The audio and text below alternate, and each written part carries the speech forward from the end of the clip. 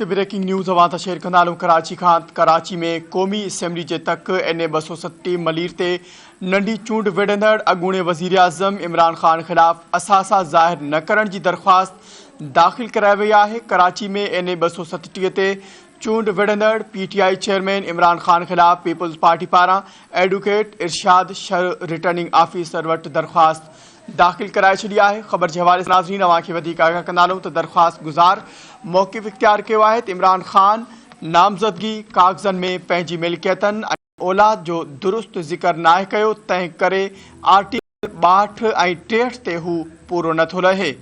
दरख़्वास्त मूजिबि इमरान खान अल क़ादिर ट्रस्ट, टैक्स रिटर्न्स ऐं फॉरेन फंडिंग जे 16 बैंक अकाउंट्स जो बि को ज़िक्र न कयो आहे। दरख़्वास्त गुज़ार जो चवणु आहे त आइन मूजिबि जेकॾहिं को बि मौजूदु असेंबली मेंबर ज़िमनी चूंड विढ़णु चाहे थो त पहिरीं खेसि इस्तीफ़ा ॾियणी पवंदी। इमरान खान नामज़दगी काग़ज़नि में चूंड कानून जी वाज़े भञकड़ी कई आहे, खेसि नाअहल करार ॾिनो वञे। अहम ख़बर जे हवाले सां नाज़रीन अवां खे हिकु ॿीहर आगाह कंदा हलूं। कराची में क़ौमी असम्बली जे तक NA 237 मलीर ते नंढी चूंड विढ़ंदड़ अॻूणे वज़ीर आज़म इमरान खान ख़िलाफ़ असासा ज़ाहिर न करण जी दरख़्वास्त दाख़िल कराई वई आहे। कराची में NA 237 ते चूंड विढ़ंदड़ PTI चेयरमैन इमरान खान ख़िलाफ़ पीपल्स पार्टी पारां एडवोकेट इरशाद शर रिटर्निंग ऑफिसर वटि दरख़्वास्त दाख़िल करे छॾी आहे। इन हवाले सां वधीक तफ़सील मालूम कंदासीं। धरती TV कराची जो ब्यूरो चीफ अब्दुल्ला सोलंगी असां सां लाइन ते मौजूदु आहे। जी अब्दुल्ला, आगाह कजो, छा तफ़सील आहिनि इन हवाले सां?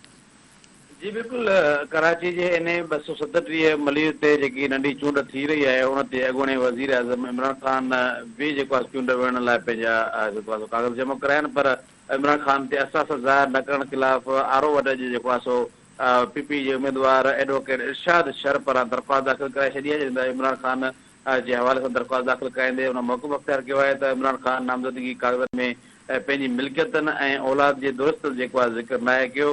आर्टिकल 62 63 ते पूरो न लथो आहे। NA 237 जो PP जेको उम्मीदवार आहे उन इहो पिणु चयो आहे त जेको आहे सो इमरान खान अल क़ादिर ट्रस्ट, टैक्स रिटर्न्स ऐं फॉरेन फंडिंग जी 16 बैंकनि अकाउंट्स जो असासनि में को बि जेको आहे ज़िक्र न कयो आहे। इमरान खान पंहिंजी नामज़दगी काग़ज़नि में औलाद तो रगो ॿिनि पुटनि जो जेको आहे ज़िक्र कयो आहे। धीउ टेरिया ख़ान जो जेको आहे सो ज़िक्र न कयो आहे, जॾहिं त आइन मूजिबि जेकॾहिं को बि मौजूदा असेंबली मेंबर ज़िमनी चूंड विढ़णु चाहे थो त पहिरीं खेसि इस्तीफ़ा ॾियणी पवंदी आहे।